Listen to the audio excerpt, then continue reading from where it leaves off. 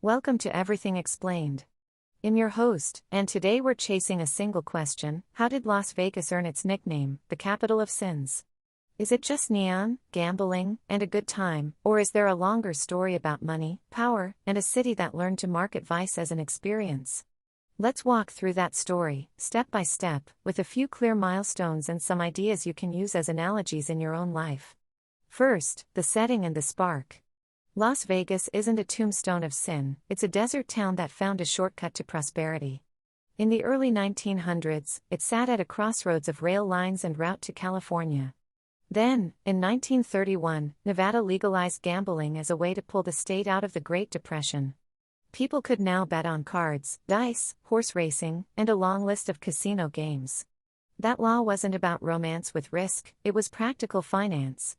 It meant money could flow into a place that already traded in cheap electricity, cheap miles of road, and a climate that encouraged long nights. Then came the Hoover Dam. When the dam went up in the 1930s, thousands of workers flooded into the area. They needed a place to unwind after a hard week of rivets and concrete. The demand for entertainment wasn't a distraction, it was a business model. Restaurants, bars, shows, and spots where you could gamble appeared in pairs, then tripled. The city learned to turn necessity into habit, and habit into a business. Now, let's talk about the sin label itself. Las Vegas earned the nickname gradually. It wasn't spelled out in a law book. It grew out of the combination of legalized gambling, loose hotel rules, and a crowd drawn by risk and spectacle. Press clippings from the era used terms like Sin City to describe places where vice thrived. The name stuck not because everyone was sinning, but because the city offered a stage for temptations that felt a little louder, brighter, and more accessible than in smaller towns. Think of it like a theater: the house lights go up, the neon signs blaze, and suddenly the audience isn't just watching a show, they're being invited to participate. The mob era is a big part of the story, though not the whole story. In the 1940s and 1950s, organized crime families helped finance and manage some of the first big destination casinos. Bugsy Siegel and others backed ventures like the Flamingo, which opened in 1946 and didn't pretend to be purely wholesome. It was a sign that Las Vegas could be built on showmanship as much as on luck. The casino floor became a stage, and the performers, band leaders, showgirls, and headlining entertainers helped keep people coming back. The myth of the mob's control helped shape a city where risk felt part of the product. Then came the shift towards spectacle and legality. The 1950s and 1960s brought glossy hotels, big bands, and a Rat Pack vibe. Las Vegas phased in more polished rules, and the city began to present itself as a luxury playground rather than just a gambling den. The dream wasn't simply to win money, it was to win a memory.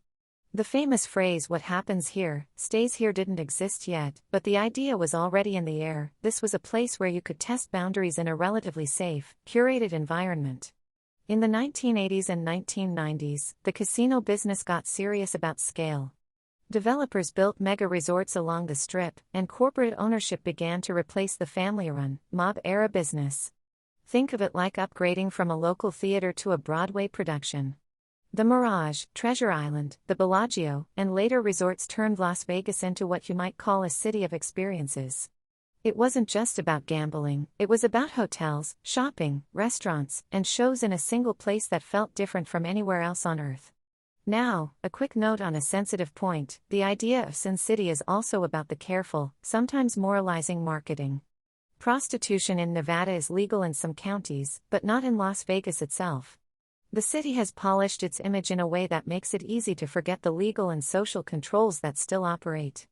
The branding, sin, temptations, risk, escape, is a recipe that appeals to a certain curiosity in many people. It's a story of supply and demand, where there's demand for drama and the thrill of risk, smart design, clever marketing, and big money will respond.